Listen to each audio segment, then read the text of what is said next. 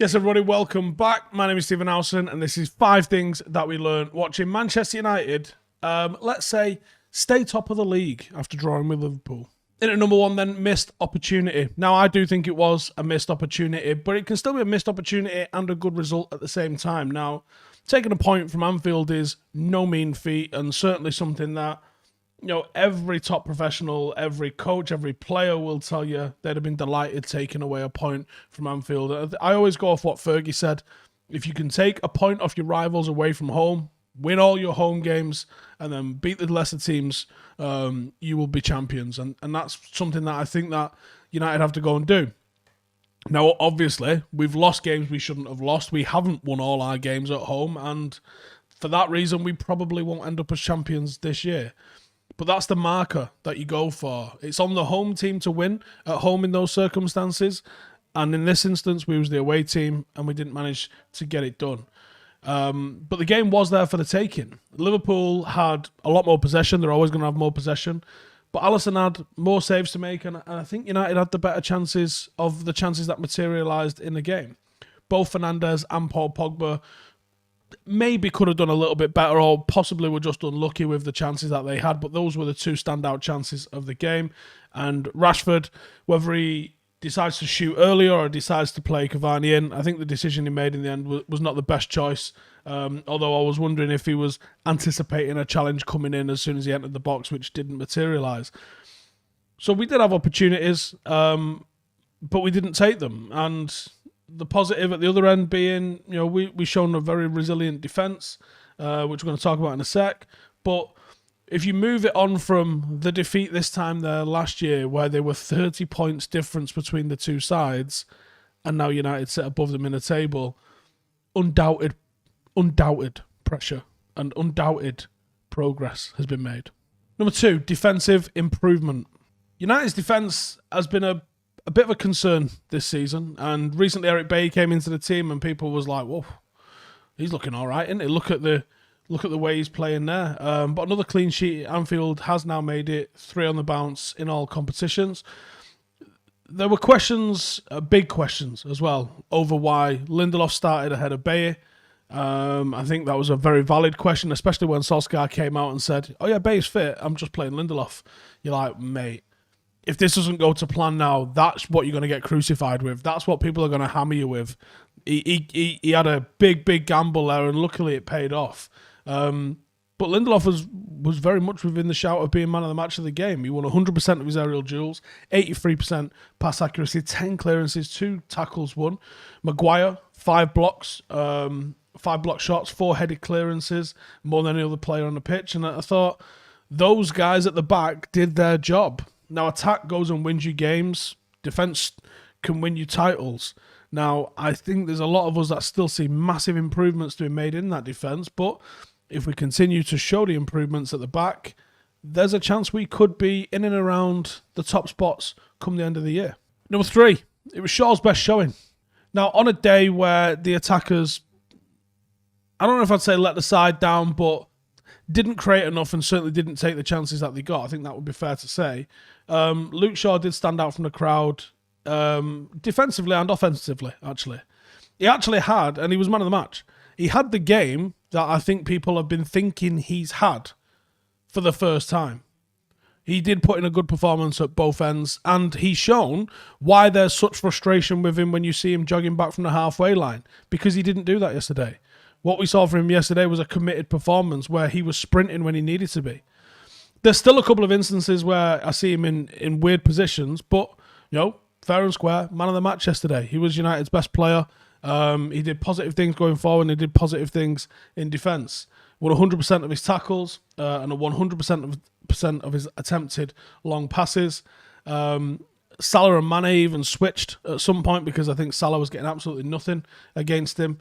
It was probably one of his better performances, if not his best performance in a United shirt. Consistency is the issue with Luke Shaw. We see him go on little runs of decent form, which I don't know why he gets over-egged. But if he replicates that sort of form, I have no qualms about him playing. Simple as that. Number 4, Fernandes was off it. Now, Bruno Fernandes has been an absolute revelation in the year since he joined, and this season, he's yet to show up in the big games. Now, I'm not a massive fan of that as a narrative, because I think the bigger clubs recognise and can deal with the bigger threats very easily. It used to be something levelled at Cristiano Ronaldo in his first few years at United, or in that sort of middle period where he was becoming Cristiano Ronaldo and he'd gone away from being the show pony with no end product. The criticism of him was, all right, yeah, well, he's a flat track bully, he never does it in the big games. Well, do you know what? Sometimes in the big games, they recognise how much of a threat he is and they're better equipped to be able to deal with him than Derby County are.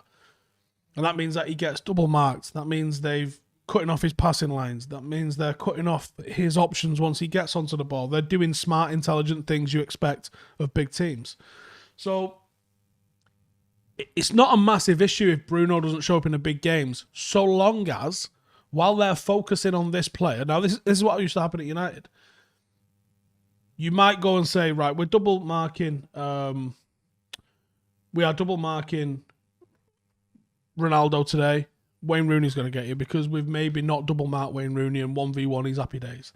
Or maybe Tevez is going to come and do something. Or maybe Paul Scholes is going to come and do something. And that's why you have to have multiple star players in the team. And I've got no dramas whatsoever if Bruno Fernandes gets marked out of a game and Paul Pogba steps up. I don't care who it is. I don't give a shit who is the person that steps up, so long as what happens at the end of the day is United win trophies. Because that's the most important thing. So I think this narrative is just, I think it's lazy in one hand, but I also think that it's not necessarily relevant, so long as it doesn't happen all the time. Now, I do think Bruno was poor yesterday. 58% pass accuracy, needs to be a lot better. He lost possession 19 times, and he does look like he's in need of a rest. He looked like he was trying to force the Hollywood ball. I mean, he went very close with his free kick, but it looked like he was trying to force things. Now, the amount of possession lost, I think some people like to overemphasize the importance of the possession lost. But the player who loses possession most in world football is Messi. Behind that is Kevin De Bruyne. The players that are risking things to make things happen are the ones that lose possession the most because they're trying stuff. Now, if Harry Maguire and Lindelof are the ones doing that, we've got problems. But the guy tasked with creating chances at the other end, it's not a problem when he's the guy that's losing it. Now, you can't have 4 or 5 of them in a team. All goes to shit. You can have one guy doing that. In United's case, it's Bruno. That being said, I thought it was a poor performance from him yesterday at Anfield, and I do think he needs a rest. And I would have thought, playing against Fulham, if you can't trust Donny van der Beek to play against Fulham, why did we sign him? And I think Donny van der Beek would be asking, why did you fucking sign me?